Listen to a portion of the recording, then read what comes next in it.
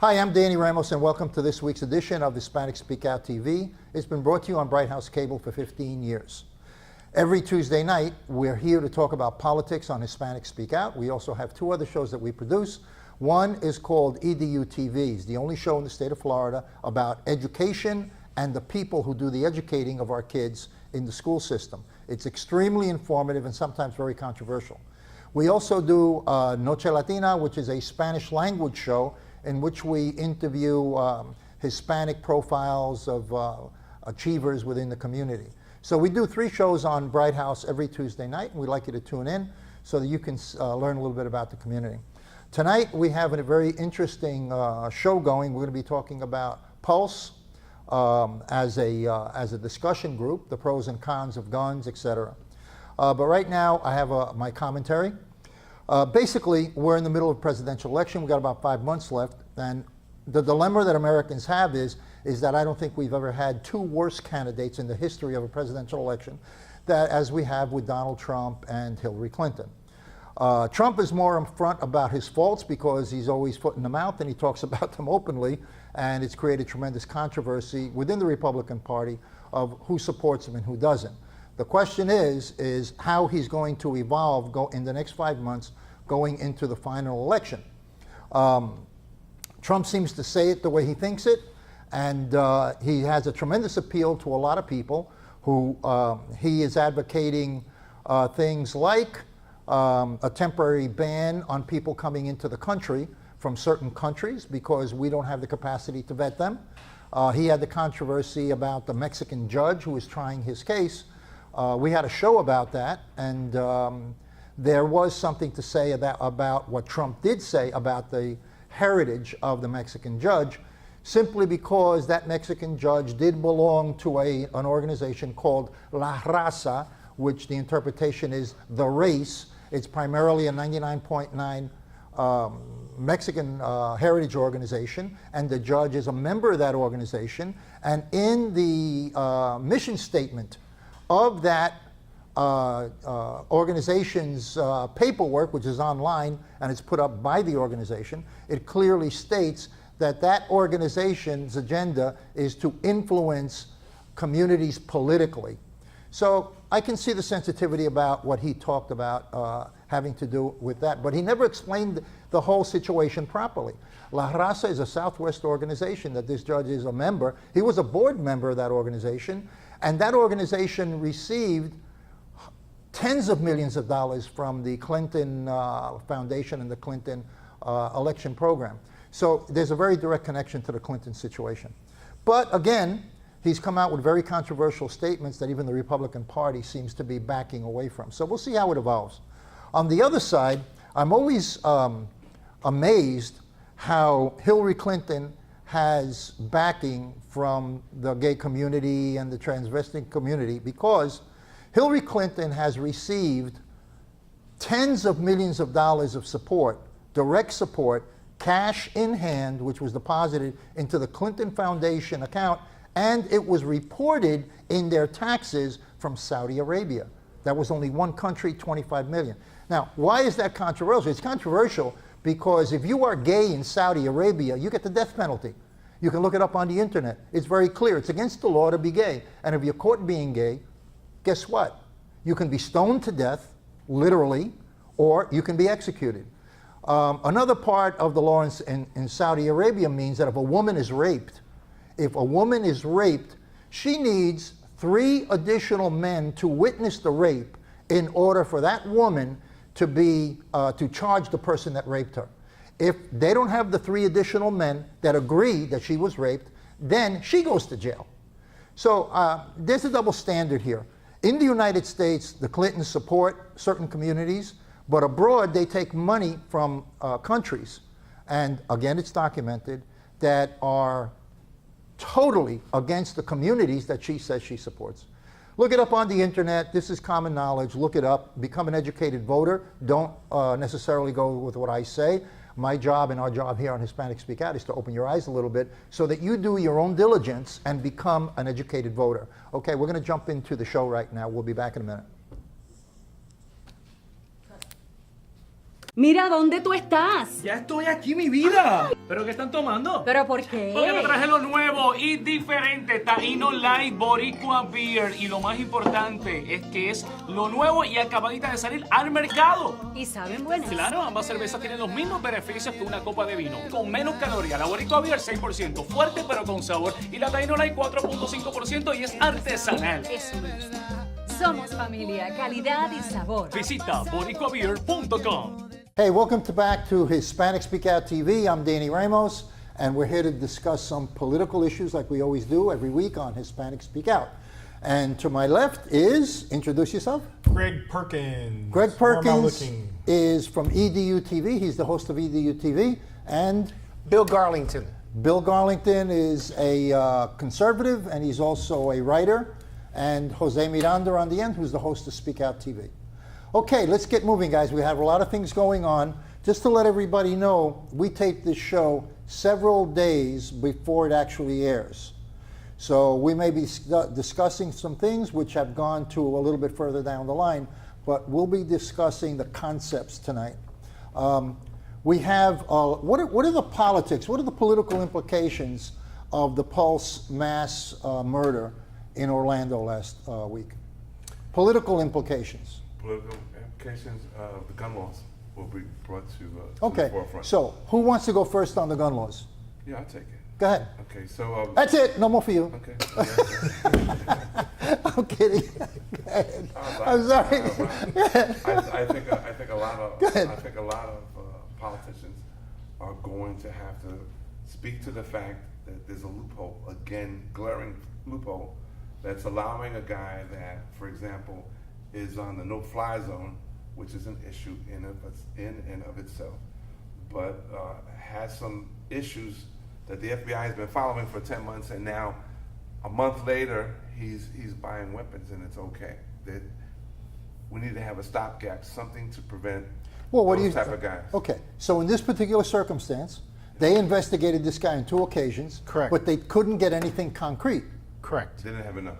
So how do you take rights away from somebody on a presumption of guilt without proof of guilt? Well, we're not taking rights away. What they should, He's a citizen of the well, United States. what they ought to do is keep it open. They closed the file because if they would have had the file open and not closed on those 2 occasions, it may have deterred him from buying that gun Might have slowed because him maybe the gun owner, the person that sold the gun could have had a hit. Well, that's another point.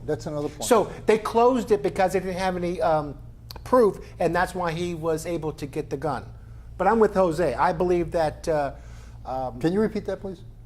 I'm with Jose. Okay. When it comes to what he's talking about, we don't need more laws. We need those laws that are on the books to be Reinforced. well, reinforced and prosecuted and so forth and so on. But if you are targeted, like this gentleman was, and other people are that are. With that, what is that? That M15? What do you call that thing? That high-powered rifle? That's what he shot with. The name of the rifle. No, they did. It came out. It came out that it was a different type of weapon, and I don't know. But it still was an assault rifle, right? Assault rifle, right? Yeah. It wasn't your normal everyday go shoot a deer rifle. No, It wasn't that. No, but the thing is that this guy he'd been to Syria a few times, okay, as well. I'm not saying Saudi Arabia. Saudi Arabia. Yeah, So I'm not saying that you can't vacation there. I'm sure everybody goes there in the middle of summer vacation, run around. What about Syria? What if you Something go like to that. Syria? Yeah, everybody goes. To And the FBI has talked to you a couple of times. Yeah, And when so- you get back to the airport, can you come back? Or you just give them a one-way ticket and say, look, dude. Right. Because no one ever says, Right. hey, I can't wait to vacation in Syria Sure. or Libya. Right. You know what I'm Right. saying, Bill? Unless you're going over there, Bill. No, not me. Not me. So I'm saying there was enough suspicion here to at least slow down the process to maybe make the gun owner maybe make a decision. No, I don't think I'll sell this to you. You know, but Or he would have popped up on the database. or the it popped FBI's up. But database. we need to do something. So there's a gap in the database too. Yes. Yeah. So because it has to start somewhere, and the FBI is the national database. But if they don't send it forward, it's not going to pop. That's right. Okay, so when the guy pulls the list, okay, and whatever they're doing on this, on the. But there's another loophole. Because let's say you can't buy it at the gun store. You can order it on the internet.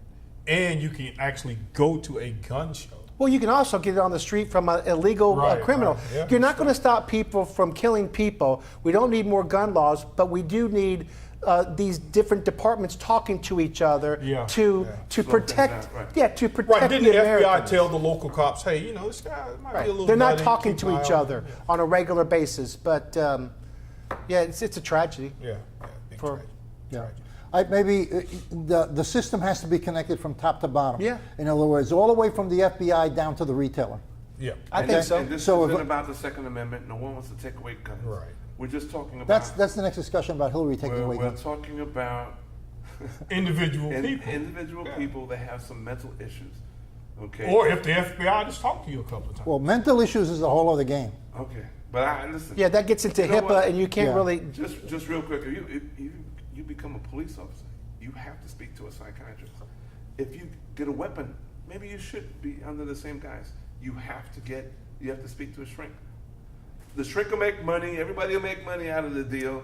You'll be checked okay, and maybe Maybe I that think once shrinks you are all lose- crazy anyway, so I don't. Well, I the don't dig highest that. suicide rate in the country is shrinks.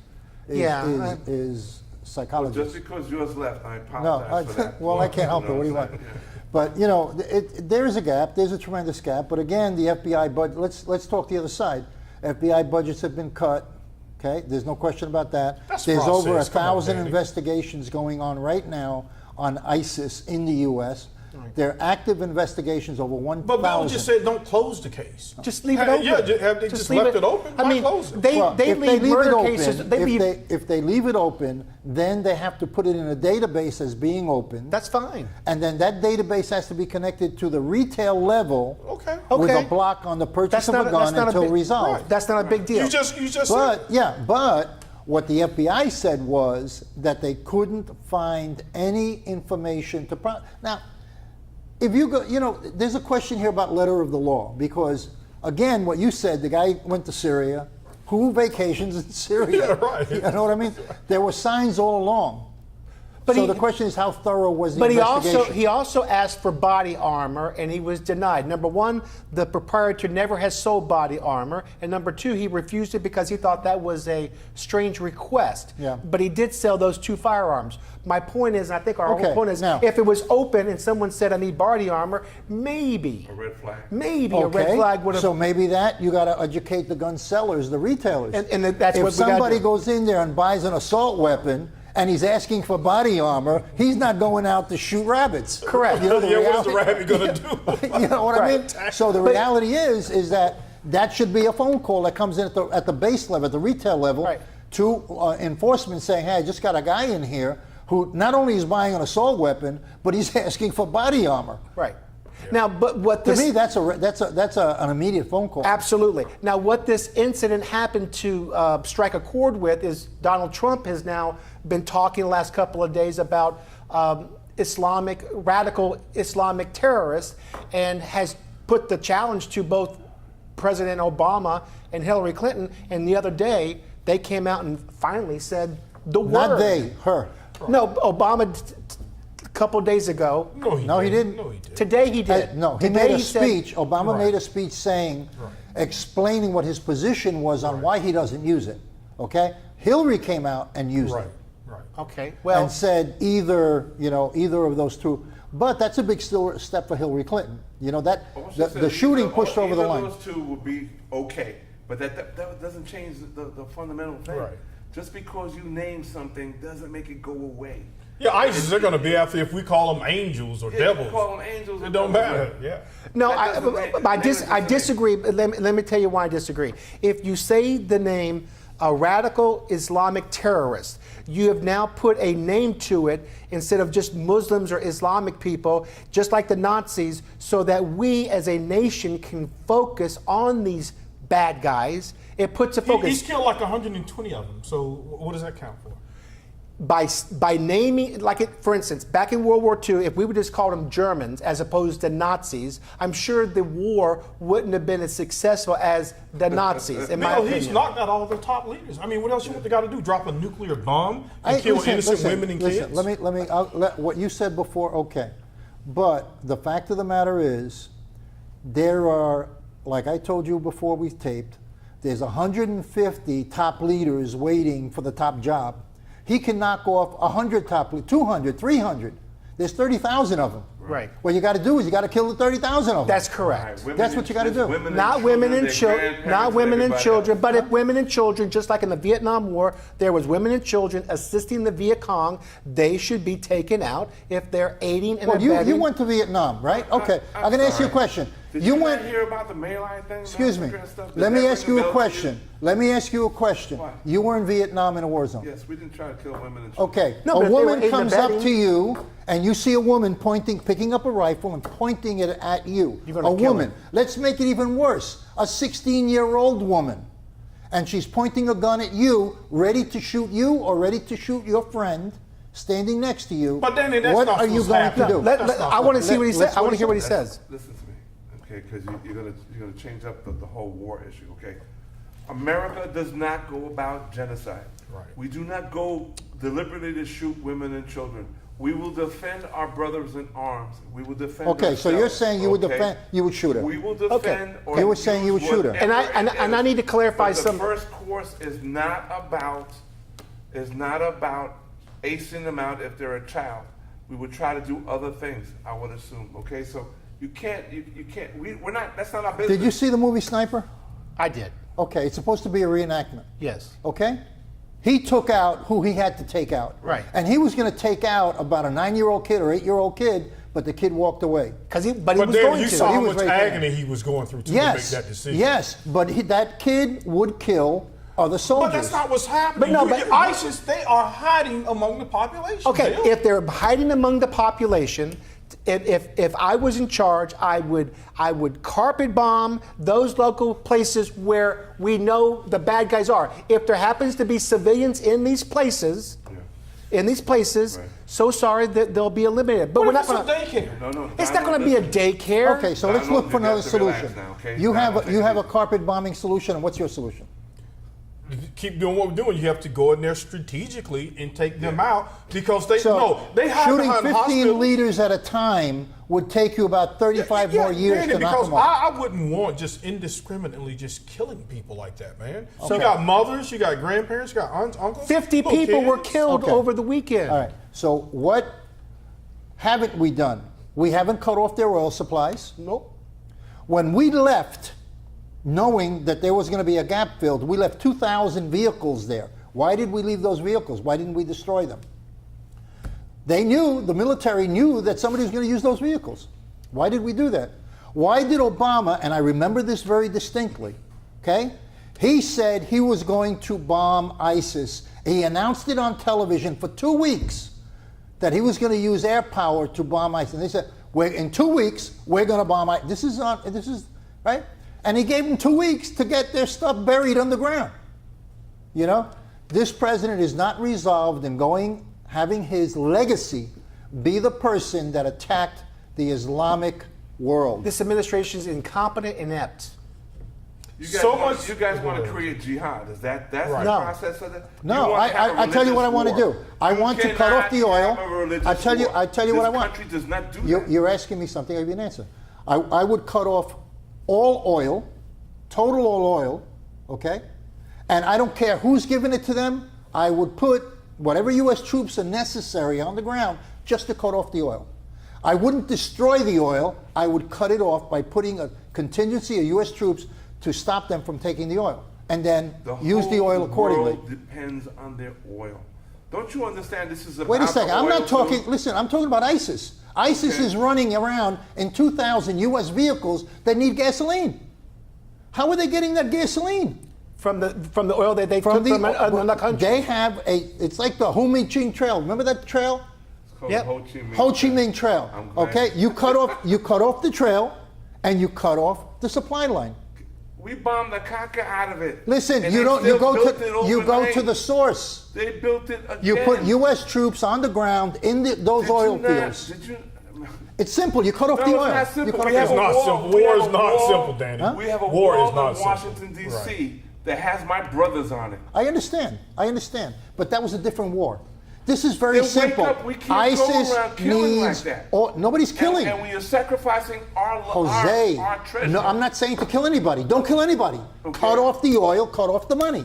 It's that simple. We gave $15 billion to Iran. Where do you think that money's going? It's going into ISIS. It's simple. We shouldn't have given them the money. Iran This is is Danny fighting. Ramos. We are over for the night, but don't forget to come back next week so you can watch us duking it out. Again, talk to you next week. Synchrony Financial está contratando a representantes bilingües de colecciones en Orlando. Ofrecemos un salario inicial competitivo, incluyendo bonos mensuales hasta $1,200 y un paquete de beneficios integrales, cuales se inician desde el primer día. Aplique hoy en synchronycareers.com, que es SYNCHRONY careers.com, o envíe por texto el código SYF103 al 90206. Repito, envíe el código SYF103 al 90206. Hi, I'm Jose Miranda. This is Hispanic Speak Out, brought to you each week on Bright House Channel 49 at starting at 9 p.m. This show is at 9:30. We have two other shows on the same network, Latino Role Models, which comes after us, and of course EDU TV with Greg Perkins, which precedes us. We talk politics, we talk sports, we talk national, we talk international, we talk local.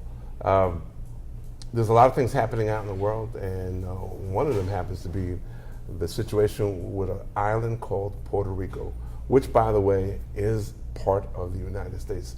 With me, so I can get a clarity of what's going on, that is our sitting senator, Darren Soto. Sir. Thanks for having me, Jose. Okay, listen, a lot of things happening, but the island of Puerto Rico.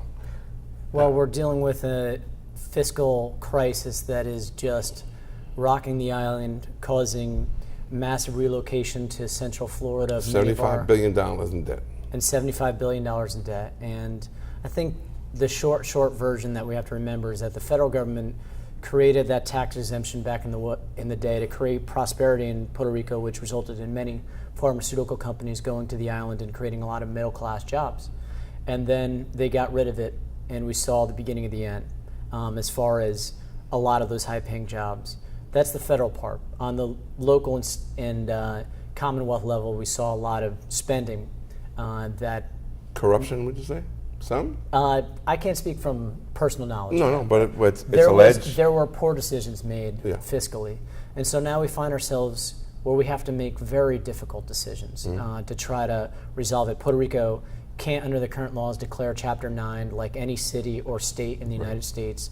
And so they're stuck negotiating all these debts rather than consolidating and renegotiating the whole thing. Well, isn't it true that they got in this problem because of bonds? That was one of the chief undermining pins that helped bring this situation to the forefront? Sure, and I think the focus needs to be on where we're at right now, though, Okay. For the information of the viewers and for just where we're at, which is that the House has passed PROMESA Act. Okay. It is a difficult piece of legislation to swallow. It does provide for the renegotiation under Chapter 9, so the biggest goal that we needed is there. It is supported by our President, Barack Obama, and also Speaker Ryan and others, so you have a bipartisan piece of legislation. It is by no means perfect, and there are a lot of difficult things in that bill that I'm hopeful the Senate will help negotiate out. Well, isn't Chapter 9, I mean, it's really, but isn't Chapter 9 will not necessarily cover all its debt? Don't they still have to negotiate somehow beyond that for the whole $75 million? Let's talk the nuts and bolts. So you have the Oversight Board where things have to go through first, and if the Oversight Board agrees, it could be passed on, but it allows for the total renegotiation. It's probably a better way to describe it. So you have a couple components. Other than the renegotiation, the rest are hard pills to swallow. You have the discretion for the next governor of Puerto Rico to reduce the minimum wage to just over $4 an hour. Now, it's just discretion, but that's concerning, obviously. No gubernatorial candidate in any party has said they actually support it. $4 an hour. Here in the United States, we want 15. Right. The Congress, the powers that be, want Puerto Rico to willingly go and pretty much starve themselves to death. It was one of the ideological things they had to put in for the Republicans to support the bill. But it gives the Puerto Rico governor discretion. I don't think it's going to happen even if it does pass because no gubernatorial candidate is supporting it. But what it would lead to is a lot of young people coming to Central mainland. Florida and to New York. Another part of it is that it is pretty good about protecting pensions for our pensioners in Puerto Rico. Not perfect. I think that's the second thing that the Senate needs to negotiate in addition to the minimum wage. I mean, it should be out of there, but at the very least, it's not mandatory right now. The biggest thing I think we need to focus on in addition is that it doesn't really put enough risk onto these speculator bondholders. The pensions are insured. And the pensions, not only from Puerto Rico, but pension funds that invest in Puerto Rico, like the teachers in Texas or some of these other groups that you're hearing about, those are all insured. So they're going to get paid no matter what. Who's not insured are speculators and sophisticated investors who are trying to get the best treatment possible. They bought these bonds for pennies on the dollar. Sure. And if they make 10, 20, 30 cents on the dollar, they're making billions. And But they were also guaranteed. Wasn't that money, weren't those bonds guaranteed that no matter what they get paid? They were. And these are sophisticated bondholders who read the writing on the wall. And I'm not saying that they're not going to make some money in this whole deal no matter what we do. Right. But I think that we need to be tough on them because they already bought these in pennies on the dollar. And You're saying they already made their money. they're already going to make their money no matter what. It's just a matter of whether Puerto Rico gets sacrificed at the hands of excessive profits in this. Is the Republican Congress willing to sacrifice the island of Puerto Rico? They are already being somewhat tough on the bondholders. I think they could be tougher. They are more focusing on the pensions, but not talking about how most of them are insured already and are going to be protected no matter what. And then finally, the nuts and bolts of the oversight board. There has to be more local representation on the board, but let's face it, that board is going to have to make tough decisions. Tough decisions that have been put off for regime after regime in Puerto Rico for decades. And so I think that going forward, these are going to be things that the Senate has to negotiate strong on. The Dems have a little stronger hand in the Senate than we do in the House. And I know the president is pushing for some of these changes, but at the end of the day, we saw Serrano and Velasquez come out and support it because they knew doing nothing is not an option. And kicking it off, the next payment's in July. What would happen, per se, if we just dropped the island? Well, you could have... Wouldn't that be okay? You could have a invasion of well-heeled attorneys going into bankruptcy court and starting to collect. Because Puerto Rico has all these debts in all these different agencies, utilities, local governments. Sure. So what'll happen is they will be mired and paralyzed in litigation instead of on the road to recovery. And so it's a difficult bill right now, and I understand why they voted for it. I understand why Gutierrez voted against it out of a protest vote that things could be better in it. At the end of the day, though, something needs to pass, and there's no guarantee that it's going to be passed with the next president or with the next Congress. And so we have a bill going forward. We need to fix certain things on it, but I believe we had to get something out. And I respect all our members of Puerto Rican Senate and Congress for their good work to try to get something started here. One last question. Sure. We have less than 10 seconds or so. Should the island of Puerto Rico become a state?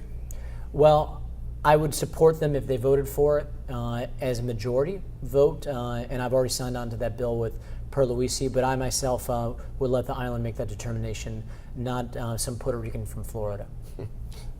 Darren, thanks, man. You bet. Always a pleasure. I'm Jose Miranda. This has been Hispanic Speak Out TV. We'll see you again next week. Same time, same station.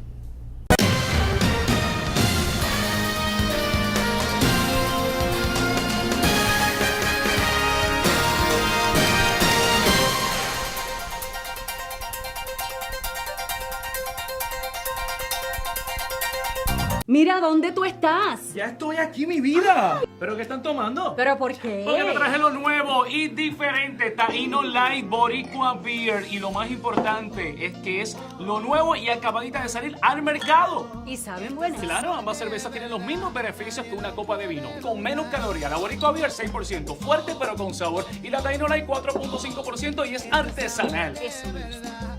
Somos familia, calidad y sabor. Visita boricuabeer.com.